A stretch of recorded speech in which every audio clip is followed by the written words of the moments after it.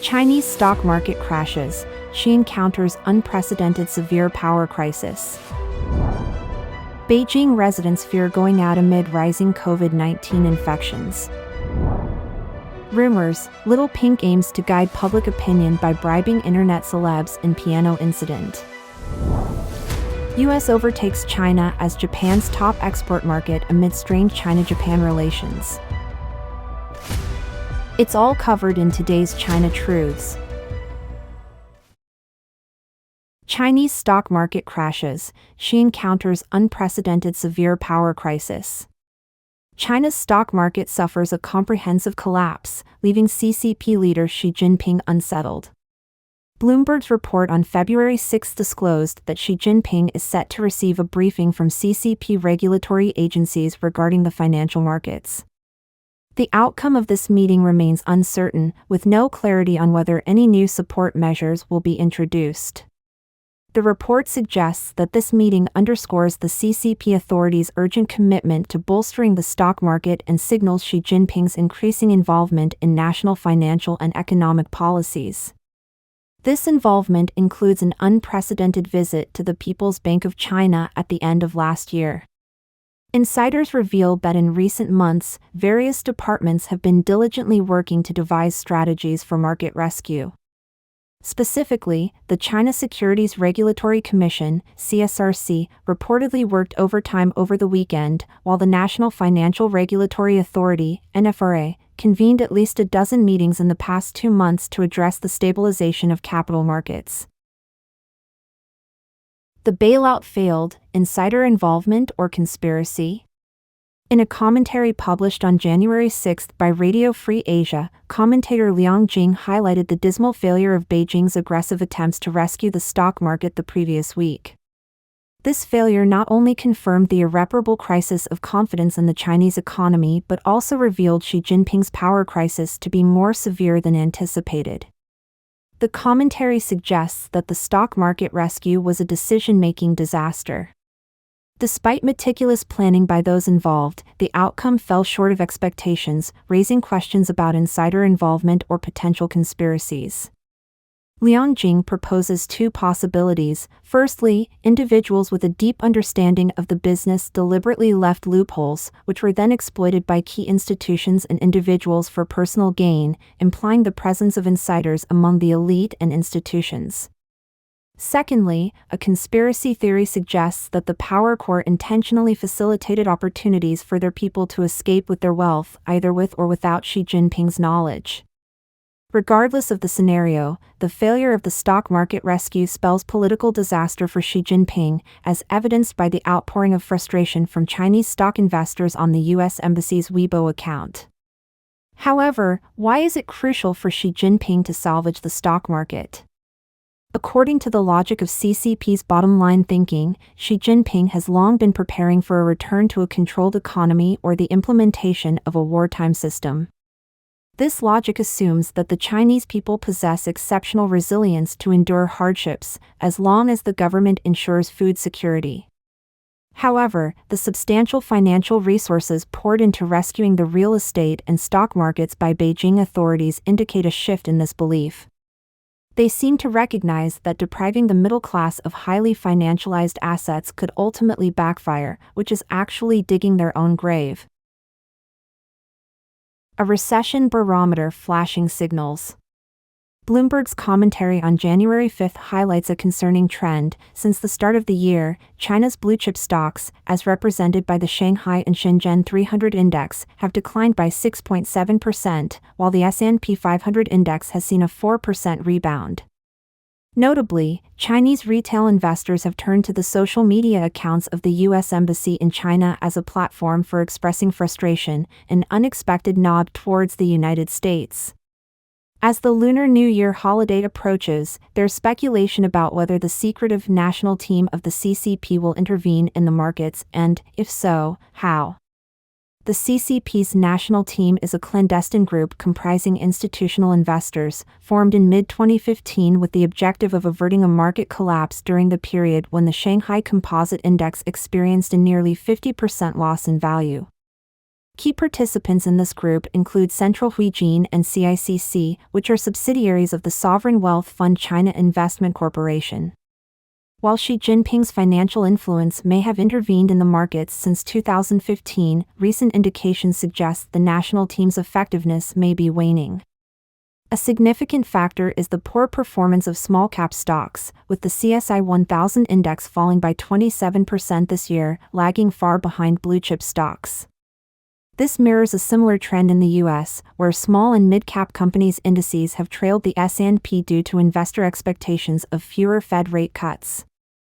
These smaller companies are more vulnerable to economic cycles and can suffer disproportionately from rising borrowing costs.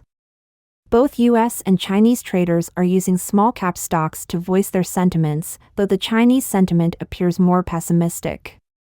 Unfortunately, the CCP's national team seems ill-prepared and unable to prevent losses in small-cap stocks.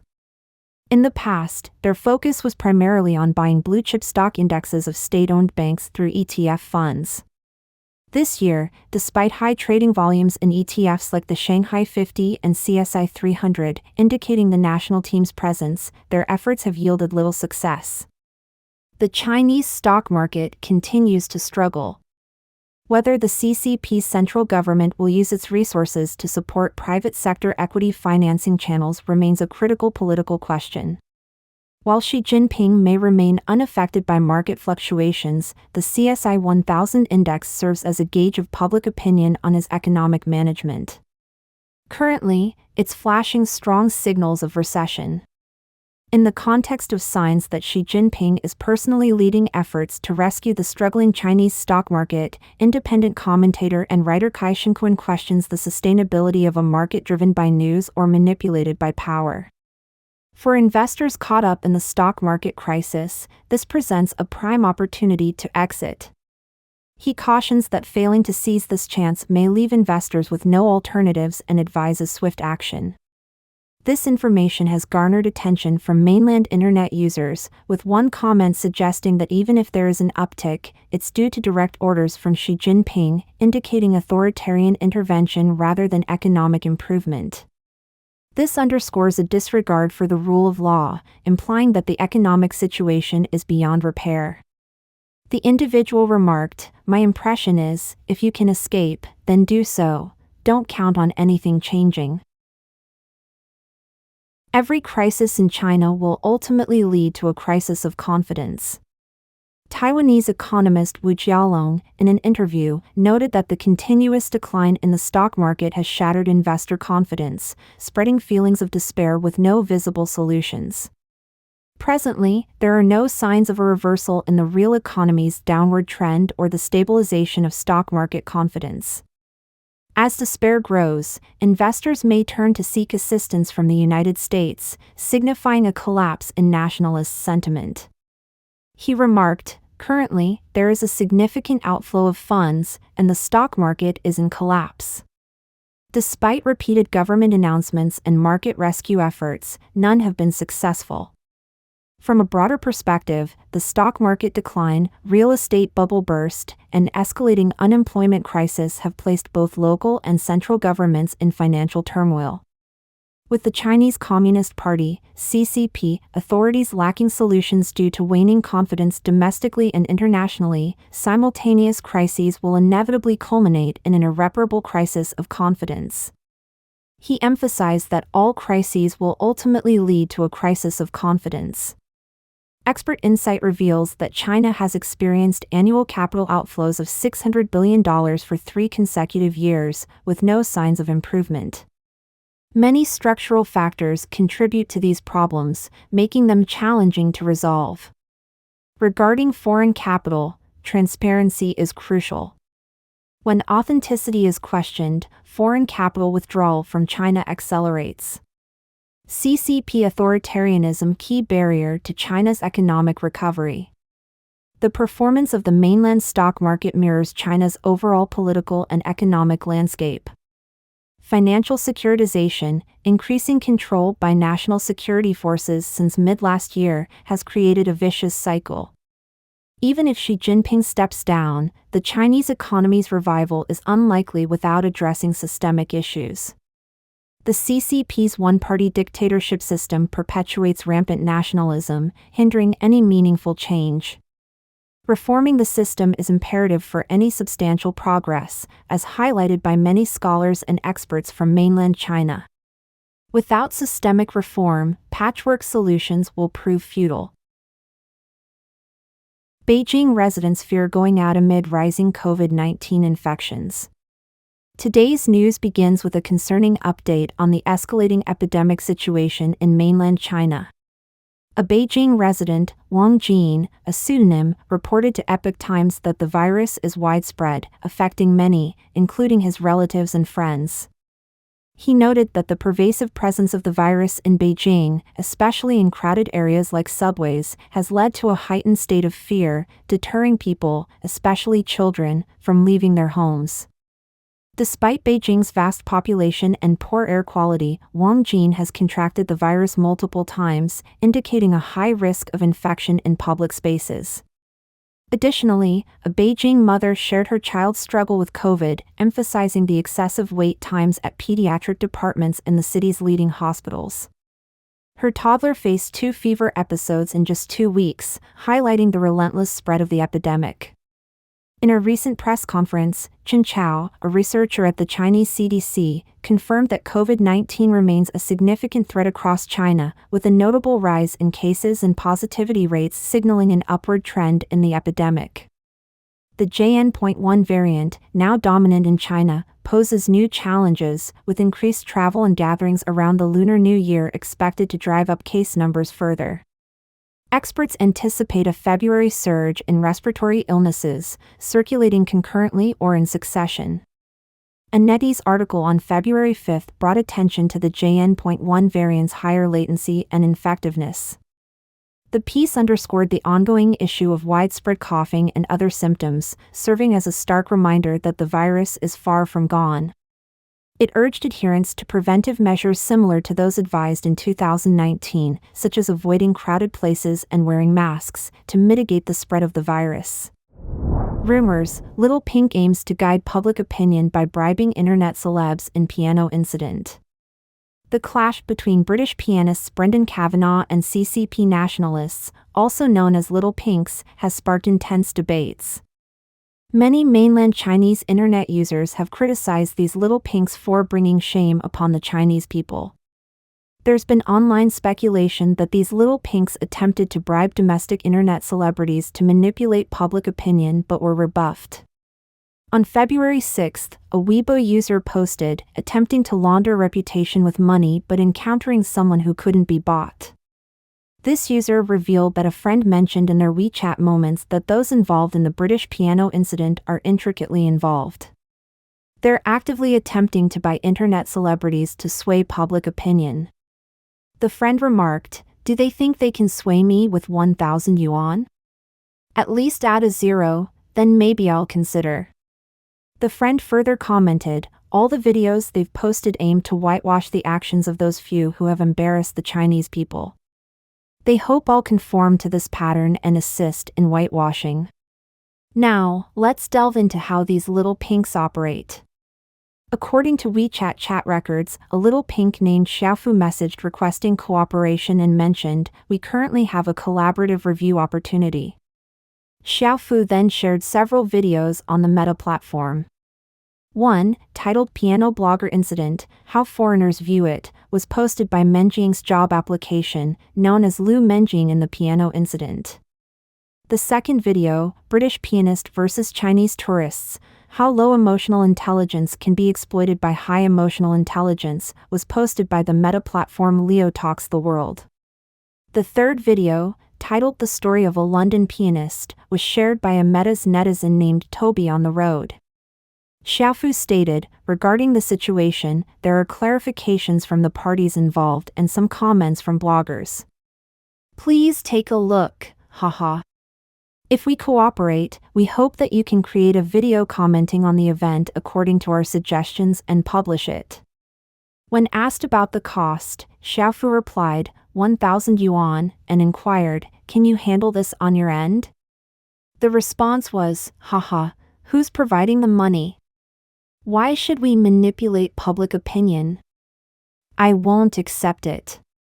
This kind of small money isn't worth it.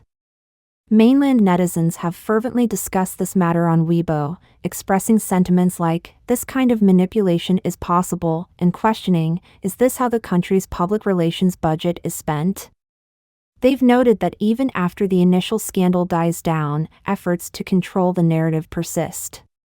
Upon investigation by NTD television reporters, it was found that Leo Talks the World on Meta has channels on YouTube and Douyin in mainland China, with an IP address indicating its base in Guangdong.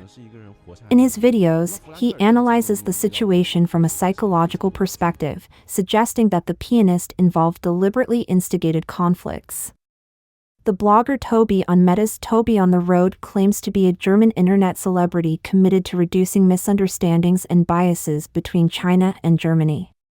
In 2021, Chinese state media China News Network reported that a German individual named Toby gained popularity in China by supporting China's efforts against the COVID-19 pandemic and criticizing German media.